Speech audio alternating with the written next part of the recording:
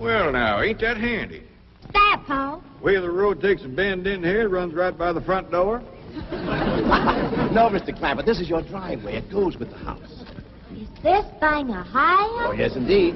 It was built by John Barrymore, one of our finest actors. Pretty fair stonemason, too. Hey, Jed! This here is dandy soil. Fine, Granny. We'll commence plowing tomorrow. But this is Beverly Hills. Dirt is dirt. Yes, I know, but why don't we look around inside, eh?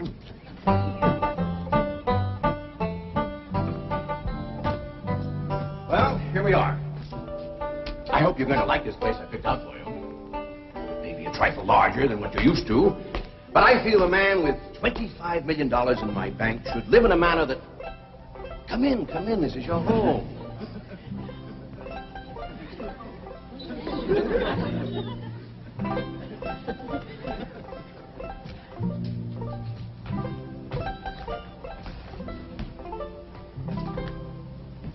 As I say, it may be a bit more than you're used to, but I'm sure you'll be comfortable. Now, my secretary will be over right away to help you with the hiring of servants or whatever problems you may have. She's a very efficient girl, Miss Hathaway. Jed? Jed? Jed? You and Jethro fetching my stove so I can get some victuals to cook in? You have a beautiful stove. Thank you. Fetch it in, Jed. You scare up some wood, Ellie. No, I mean you have a stove already installed in the kitchen. Where's that? I'll show you. Excuse us. Ellie, you go with Granny. She'll still need you to fetch some wood. Sure, Pa. Uncle Jed, guess what? There's a whole nother house up here. Guess we'll come down from there. Like as not that belongs to somebody else. Here we are. This is your kitchen. Oh, and here's the stove. The last word in food preparation. And speaking of food, you'll find everything you could possibly want stored right in here. See? Huh? Well, I'll leave you ladies to your culinary delights. Au revoir. Bon appetit. Talks gibberish. You said a great deal of store in this here stove, Granny. Well, we'll see.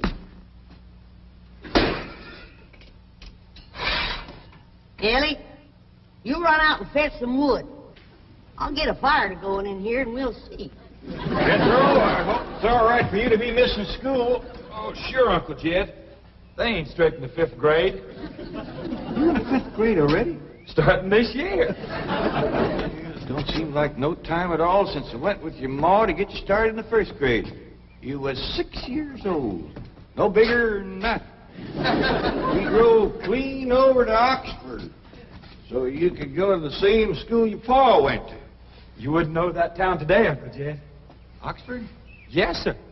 Well, that town has growed and spread out and built up and just kept getting bigger and bigger. Where today, well, I bet you there must be at least 3 or 4 dozen people living there. A place like that's all right to visit, but I wouldn't want to live there. Do you have any assistance? No, thank you, Mr. Drysdale. We were just talking about Jethro here getting back to school. Oh, well, we have some excellent educational facilities out here, Mr. Clampett. Where do you go to school, Jethro? Oxford. Yeah, you see, Jethro's ma, that's my cousin Pearl. She married an Oxford man, so naturally Jethro, he goes to school there, too. I'm the champion crawdad eater. At Oxford? Jethro put away 3 buckets of crawdads. 4. And he's learned to cipher and everything. Cipher some for Mr. Drysdale. 1 and 1's 2. 2 and 2's 4. 4 and 4's 8. I have to take off my shoes to get any further than that. Never mind. I'm sure we're thinking of 2 different Oxfords. You see, there's one that's very, very famous and very old. That's where Jethro goes to school. Been there since pioneer days. That's how come it got its name. It's where the oxen used to ford the river. So folks took to calling it oxen ford, and later on got shortened to Oxford. Well, I'll be running. Oh, by the way, here are your keys. My secretary should be over very soon. Well, thank you very much, Mr. Drysdale, for everything you've been doing for us. Oh, it's my pleasure, Mr. Clavitt. You see, I'm not only your banker, I'm your next-door neighbor. Well, say, now ain't that nice? Well, now, why don't you bring your missus over tonight for supper, and I'll have Granny womp up a mess of grits and hog jowl. Well, you see, right now my wife is in Boston. Well, that's too bad. When'll she be back? Not too soon, fortunately. I'll see you later. Well, thank you, Mr. Drysdale. So long. Uncle Jed, you reckon one of these days I can have me a little bitty old taste of Granny's moonshine? Now, Jethro, you know the family rule about Granny's moonshine? You get your first taste on your wedding day and not before. Well, Uncle Jed, that might be an awful long time. I ain't even got me no sweetheart. How come? Why, back home, every time I get me a girl, one of them there big fellas would take her right away from me. Maybe out here in Beverly Hills. Paul, could I please have the axe? I gotta split some wood for Granny. Bet you, Jethro. Ain't this place got a wood pile? Not that I can find. But I found a whole row of black old dead tree trunks, pretty near as high as this height. Is it kind of big for you to tackle? Well, shucks, no, Paul. They're only this big around, and all trimmed and topped and strung together with the black rope, so as no matter which one you cut, the others keep it from falling. Somebody had a right smart idea there. Just the same, I think I'd rather have Jethro do the cutting. Oh, Paul, let me. Ah, cutting trees and chopping logs ain't no work for a girl. I'm just as strong as Jethro. You ain't neither. I am so. You ain't neither. And so too. You want to wrestle? Darn too. Now, here. That ain't no fair fight. Somebody's gonna get hurt. Now, yeah, you see? You're getting too rough. Jethro. A person can get crippled from a hold like that. Get up from there. I can't, Uncle Jed. You turn him loose and get up from there before I take the strap to the boot. Now, here, you get out there and chop down one of them tree trunks and saw Granny some nice logs. Yes, sir, Uncle Jed. Could have whooped you if you hadn't tripped me. Hey, come back here and sit down. I want to talk to you. Hooked him fair and square, and I'll do it again. You won't. That's what I want to talk to you about. Ellie Mae, you're getting too big to wrestle with boys. I ain't as big as Jethro. Big that way, I mean, growed up. You're a young lady now. You gotta start minding your manners and fixing yourself up real nice and wearing dresses. Paul, folks would call me a sissy. It ain't sissy for girls to act like girls. You see, Ellie, I raised you like a boy, and I was wrong to do it. I reckon every man liked to have a son, and you was my only young'un. And when your ma passed away, I just decided to turn you into a boy. By the time Granny come to help out, you was too wild to tame. By thunder, you could outrun, out-climb, out-fight, and out-shoot every boy in them hills. Still can, Paul. Yeah, but it ain't fitting.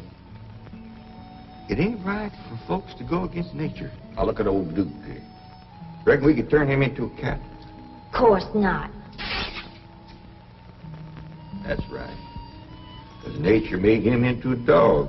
Just the same way nature made you into a girl. Here lately, she's getting more and more positive about it. You mean my ears is grown? No, nothing like that. You're pretty. Oh, Paul. I know you don't like it when I say that, but you like it when the young fellas around here come in saying it, and they will. Only they'll probably be using words, fancy words I won't even understand. But Ellie Mae, ain't nobody can ever tell you how pretty you really are, except me.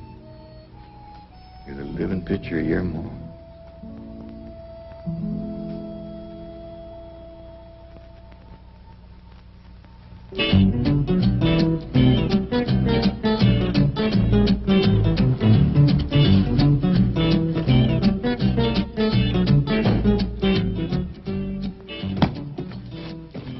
You still here? I thought you were going up to the Clampett estate. I didn't think it prudent for us both to be absent simultaneously. In the event of crises... The only crises you have to worry about right now is keeping Mr. J.D. Clampett happy. Now get up there. Tell me, how did you like the flamingos? What flamingos? I thought pink flamingos around the swimming pool would add a rather elegant touch. Mr. Clampett is not a man educated to elegance. That will take time. Right now, there are more pressing problems. Of course, getting settled, the servant problem. Well, whatever they are, just get up there and solve them. Now, J.D. Clampett is this bank's largest depositor, and I'm making his satisfaction your responsibility. I accept the mantle of responsibility with which you have cloaked my shoulders. And I shall so conduct myself that if this great financial institution shall last 1,000 years, people will still say, this was their finest hour. Handy wood, all right. Got a lot of pitch and tar in it. Ought to burn real good. Yeah. That flimsy grate holds up. Granny, this is the top of that tree trunk. You want I should split it up, too? No, just leave it outside. Yes, sir. This place ain't even got a wood box. Yeah, folks don't need much wood out here. Remember what Pearl said? It don't get cold. Yeah, I remember. It might not get cold in the day, but it sure freezes solid at night. How you know? I'll show you how I know. Every bit of food in this here storage bin is froze harder than a rock. Yes. Look.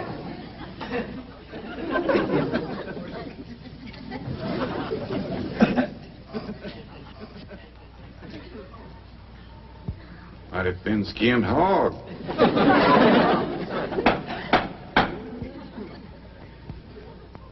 But I'll be doggone. Take me 2 days to thaw out that ham before I can ever cook it.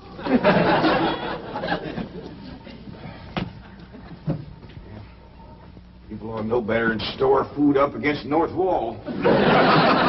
Why, we'll dig us a root cellar and we put all this stuff in it. Jethro, go on out there and catch us a chicken. Okay, Uncle Jay. How you know we got chicken? Place this size is bound to have chickens. Ain't all froze.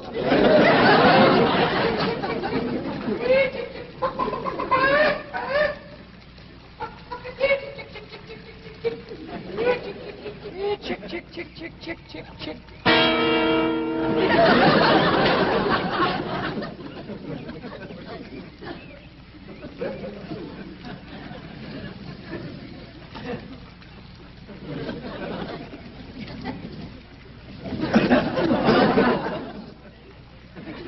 I eat a chicken. Here's that bucket. You want it? You take it, Ellie. See if you can find a creek. I gotta have some water. You know a pump on this place? It ain't even got a well. Uncle Jed, Uncle Jed. Yeah, boy. Did you find a chicken? I found something. I ain't sure if it's a chicken, a goose, a duck, or what. Where is it? I couldn't catch it. That thing can outrun a jackrabbit. There ain't no goose or duck. A chicken. If it is, I was right about things growing bigger out here. That thing was this high. A chicken? Ah, Jethro. Honest, it's got legs this long. Divvy's on the drumstick. Drumstick ain't much. Whoever gets that neck is eating from now on. Commences here and runs plumb up to here. Jethro, you ain't forgot what I said about Granny's jug of liquor.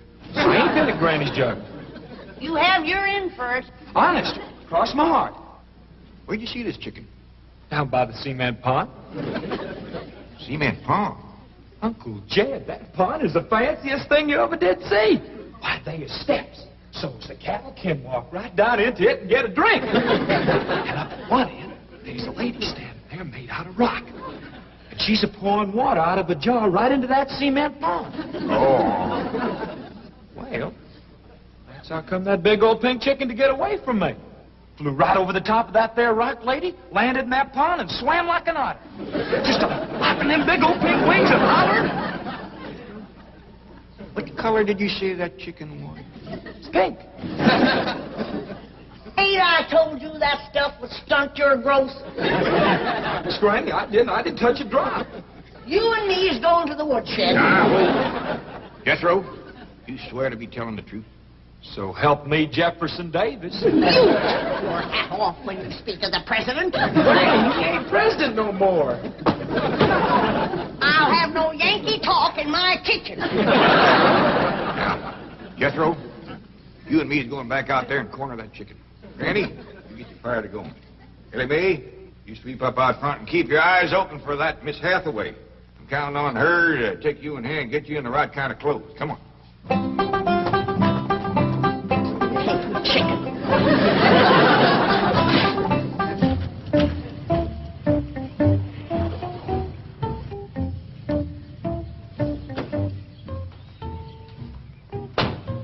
You there, young man? I ain't a young man, but I sure do thank you for thinking so. Good heavens, you're a girl. Yeah. I'm Jane Hathaway, Executive Secretary to Mr. Drysdale. And you, I take it, are a domestic of some sort? Cleaning girl, housemaid? Just what are your duties with Mr. Clampett? Well, he sent me out here to sweep up. Well, he said you'd take me in hand and get me in the right kind of clothes and everything. Indeed, I shall. We have a complete servant's wardrobe from chef to chauffeur. Come with me. What in the name of Thomas Chippendale is this? Has Mr. Clampett seen this disgraceful and unsightly mound of debris? Oh, yes, ma'am. This is all his. Oh, what charming antique. Just like you said, Jethro. Rock lady pouring water into a cement pond. Yes, sir. And over there's where I seen that great big pink chicken. Only thing is, it don't sound like a chicken. It makes a kind of hollering noise.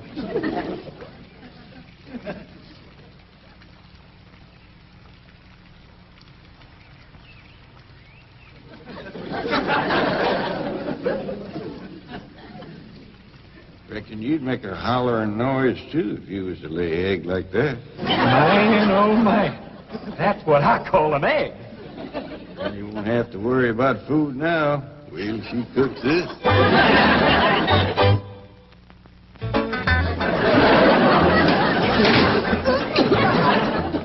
That flame city stove don't draw worth nothing. Granny, look at this egg.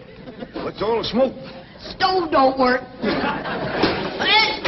Probably just a stuffed-up flue. Ain't got a flue. Ain't even got a stovepipe. Well, I'll get the shovel and a hoe and rake it out of there. Here, you keep this egg.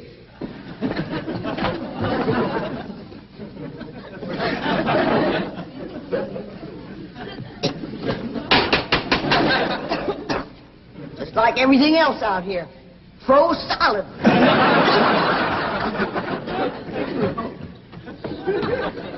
Really, my dear, you look quite charming. Well, I feel like a dead blamed fool. Oh. Just a moment. Get something, I'll be right back. Oh, that was my Pa. I take it he's a gardener. Oh, yes, ma'am. Pa just can't wait to commence gardening. Perfect. However, as though I admire his enthusiasm, I must forbid him access through the main entrance. Now, tell me about the rest of the staff. Is there a chauffeur? A what? Someone who does the driving. Oh, yes, ma'am. That's Jethro. Of course, I don't reckon he can stay around very long. He's got to get back to Oxford and go to school. Oxford? He attends Oxford University? Well, he just calls it school. Pa went to school there, too. Oh, yes. Old school time. Great pride, those Oxford men. Sorry I couldn't stop before. Granny was having trouble in the kitchen. Pa, do I have to wear this here stuff that Miss Hathaway... No, there can be no appeal from Mr. Clampett's orders. Thank you, ma'am. Glad to see you taking the firm hand. Ellie Mae, that's right pretty. Makes you look taller. She's got me walking on pegs. We'll run in and show Granny. And get rid of those old clothes, dear. Granny, I presume, is the cook. Yes, ma'am, but she ain't too happy about it right now. I shall deal with her directly. Now, let's see. Maid, gardener, cook, chauffeur. Oh, I understand Jethro is an Oxford man. You bet he is. I'm quite anxious to meet him. Don't blame you. Fine-looking young feller. Single, too. And he's on the lookout for a girl. Oh. I am only interested in the intellectual rapport which I would naturally have with an Oxford man. I presume you went to Eton as a boy. If I know Jethro, he went to Eton the minute he was born. Yes, of course. I suppose his father matriculated him. I kind of think maybe it was his ma. Oh, well, no matter. At any rate, he's an eating man. That he is. Matter of fact, Jethro won the eating championship. How marvelous. What was he champion of? Eating. Yes, I know. But what was it? Cricket? Oh, no, it was crawdad. I don't think even Jethro'd eat crickets. I was referring to the game of Kids, kids, where's the axe? I bet you, Granny, you talk to Miss Hathaway. And just why does Cook need an axe? I've hit this with everything I could lay a hand to. I even whomped it with an iron skillet. You are supposed to hit it with a croquet mallet. All right, where is it? I don't think I'll tell you. There is a time for work and a time for play. Now then, what are we cooking for Mr. Clampett? Well, I don't know what you're cooking him, but if he wants any victuals from me, somebody better shoot a possum. Possum? You got a better idea? But of course, a nice big fluffy souffle. All right. You shoot it and you skin it. You don't even know what a souffle is. What kind of a cook are you? I'm a cook with a stove that don't draw, food that's froze solid, chickens that can't be caught, eggs that can't be broke, and a smart alecky city woman telling me my business. That's what kind of a cook I am. Mind your tongue, little woman. I can have your job. You sure can, and the sooner the better. Jethro's coming, and just wait till you see what he's got. Thank heaven. Now I can have an intelligent conversation. Look, Granny, I caught that big chicken. I hope it ain't as tough as its egg. That is a flamingo. Oh, no, ma'am. That's my nephew, Jethro. Jethro, say hello to Miss Hathaway. Howdy, ma'am. That's the big dangest chicken you ever did see. You go to school at Oxford? Yes, ma'am. I'm in the 5th grade. Stop bragging and wring that chicken's neck. Ellie Mae! No, stop, you barbarian. Don't harm one feather of that beautiful bird. I've taken just about as much as I'm going to take from you. Yeah, Granny. Ellie, you get the fire going under the big kettle outdoors. Young lady, where is your maid's uniform? I ain't going away. Oh, yes, you are. No, I ain't. Oh, yes, you are, if I must subdue you forcefully. I wouldn't try that. Don't! Tried to tell you. I'll set on her, Ellie. You get the fire to go. Now, here, Granny. Come on, let her up. Get off of her. You are discharged! All of you! That! Fired! I am the most incompetent, insubordinate, belligerent group of domestics it has ever been my misfortune. Hathaway! Ah, Chief! You're just in time to help me take disciplinary action. You're fired. I've already told them. Not them, you. These people are the Clampetts. Clampett? Yes, that's right. Now go back to the office and pick up your severance pay. You're through. Now, Mr. Drysdale, hold on a spell. I reckon there's been a kind of a misunderstanding. But this little lady's been a right big help to us. Why, she fit in just like one of the family. Matter of fact, her and me is going out hunting. Ain't that right, Miss Hathaway? Yes, indeed. Yeah. Jethro, you can take that pink chicken back out to the cement pond. We're going out and shoot us a nice big fluffy souffle.